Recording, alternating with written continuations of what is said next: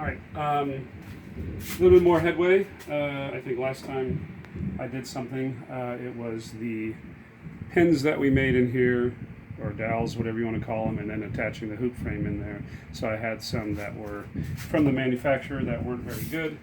Not that they weren't good, but they were this big. So this was their idea of their connection here.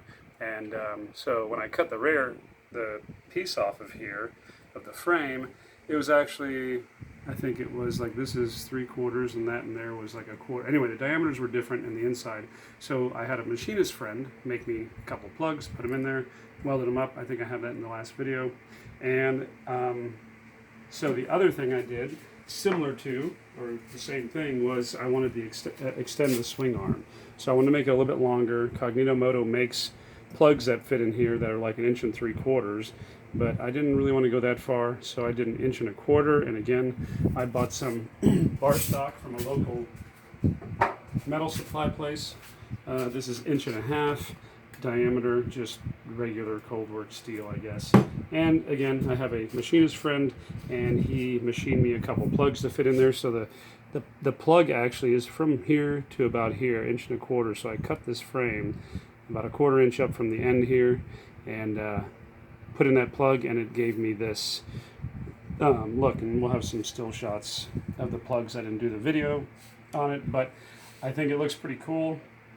And when you do something like this, when it's in the stock position for the shocks, so the shocks would go on, as you can see, I'm about 1.5 inches above the eyelet here for the shock.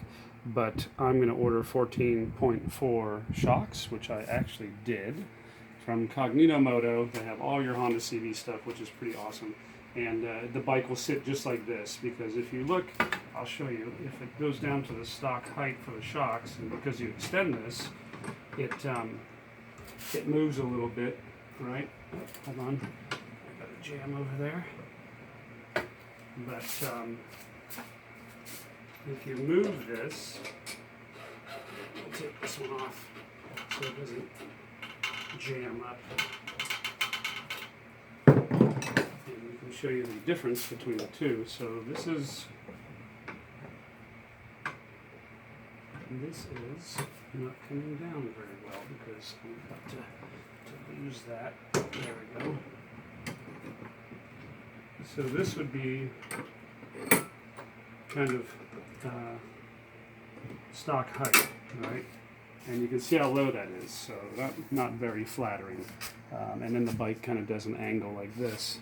So getting the 14.25 shocks, it raises it up and gives you, I think it's approximately right there. It's about 1.25 inches center to center. And so the bike will sit now this high, which I think looks a lot better. Levels everything out. I think it has a nice clean line. And once the seat's in there, again, you'll have your 1.5 or 1 3/4 foam. And that's the other thing I made. I got some aluminum. I made a cardboard cutout, kind of finished everything here. So here's the under the seat pan, basically just covering the bottom. And I didn't weld all the way around, because I think after I get it powder coated, I'm just going to run a bead of black RTV underneath, and that'll keep everything out of there, and it'll also keep it seamless.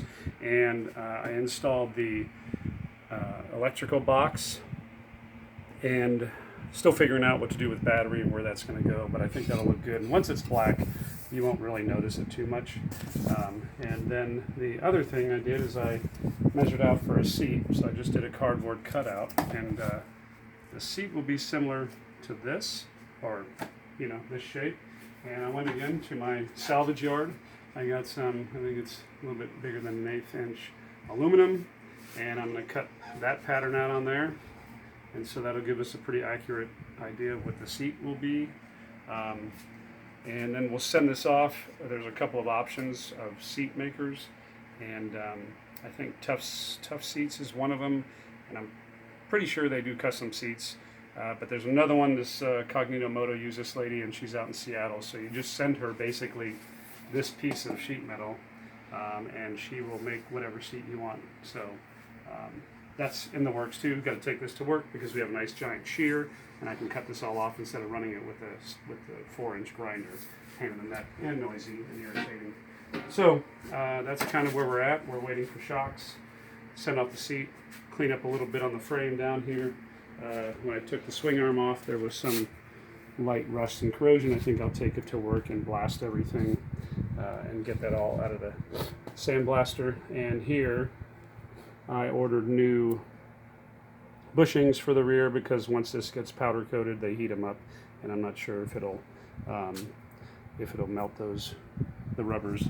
I think the temperature is only like 250 that they cook it at. But other than that, it'll give me a chance also to pull the wheel apart and then start doing some polishing on all these parts, and or taking the wheels apart and polishing them, because to get in the middle here is going to be not so much fun with all the spokes on there. So stay tuned for that, and when I get the shocks in, we'll do a quick video on how the shocks look. They'll be black. They're kind of cool. We got a cover coming down, the double spring. Anyway, that's where we're at right now.